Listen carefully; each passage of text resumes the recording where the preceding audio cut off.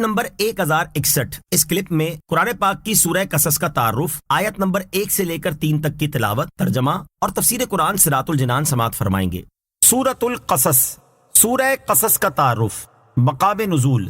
سورہ قصص 4 آیتوں کے علاوہ مکیہ ہے، اور وہ 4 آیتیں الذین آتیناہم الکتاب سے شروع ہو کر لا نبتغی الجاہلین پر ختم ہوتی ہیں، اور اس صورت میں ایک آیت ان الذی فرض ایسی ہے جو مکہ مکرمہ اور مدینہ طیبہ کے درمیان نازل ہوئی۔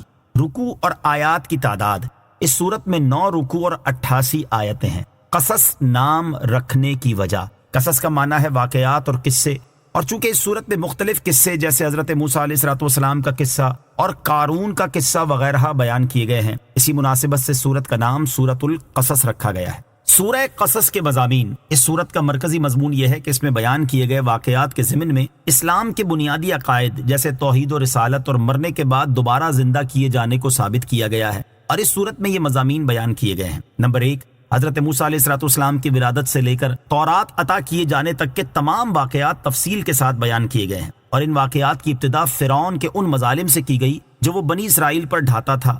پھر حضرت موسیٰ علیہ السلام کی ولادت اور فرعون کے گھر میں ان کی پرورش کا واقعہ بیان کیا گیا۔ پھر قبطی کو قتل کرنے، مصر سے مدین کی طرف ہجرت کرنے، حضرت شعیب علیہ السلام کی صاحبزادی سے شادی ہونے اور اس کے بعد کے چند واقعات ذکر کیے گئے۔ نمبر 2، کفار مکہ کے اس اعتراض کا جواب دیا گیا کہ جیسے معجزات حضرت موسیٰ علیہ السلام نے پیش کیے تھے ویسے حضور علیہ السلام نے پیش کیوں نہیں کیے۔ نمبر 3، پہلے تورات و انجیل اور پھر قرآن پاک پر ایمان لانے والوں کی جزا بیان کی گئی۔ نمبر 4، سابقہ امتوں پر آنے والے عذابات سے کفار مکہ کو ڈرایا گیا کہ اگر انہوں نے اپنی روش نہ چھوڑی تو ان پر بھی ویسا ہی عذاب آ سکتا ہے۔ نمبر 5، قیامت کے دن مشرکین اور ان کے شریکوں کا جو حال ہوگا وہ بیان کیا گیا۔ نمبر 6، حضرت موسیٰ علیہ السلام اور قارون کا واقعہ بیان کیا گیا کہ اس نے کس طرح سرکشی کی اور اس کا کیسا دردناک انجام ہوا۔ ان دونوں واقعات میں نبی کریم علیہ السلام کی نبوت کی دلیل ہے، کیونکہ جب یہ واقعات رونما ہوئے تو اس وقت آپ علیہ السلام وہاں پر موجود نہیں تھے، اور نہ ہی آپ علیہ السلام نے کسی شخص سے یہ واقعات سنے تھے۔ سورہ نمل کے ساتھ مناسبت، سورہ قصص کی اپنے سے ماقبل سورت نمل کے ساتھ مناسبت یہ ہے کہ سورہ نمل اور سورہ شعراء میں بیان کیے گئے حضرت موسیٰ علیہ السلام کے واقعے میں جو چیزیں اجمالی طور پر بیان کی گئیں وہ سورہ قصص میں تفصیل کے ساتھ بیان ہوئی ہیں۔ بسم اللہ الرحمن الرحیم۔ ترجمہ، اللہ کے نام سے شروع جو نہایت مہربان رحمت والا ہے۔ طاسیم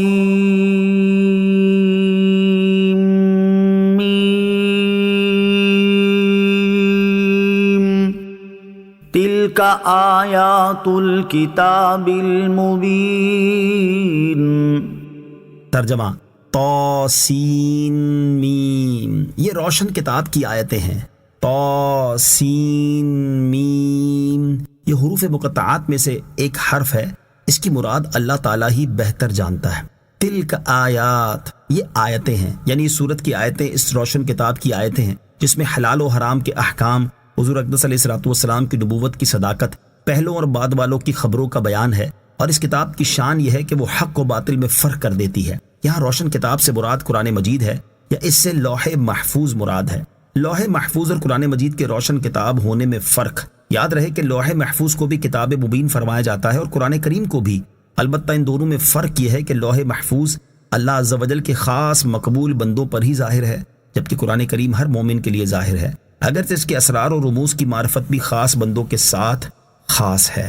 نتلو علیک من نبأ موسیٰ وفرعون بالحق لقوم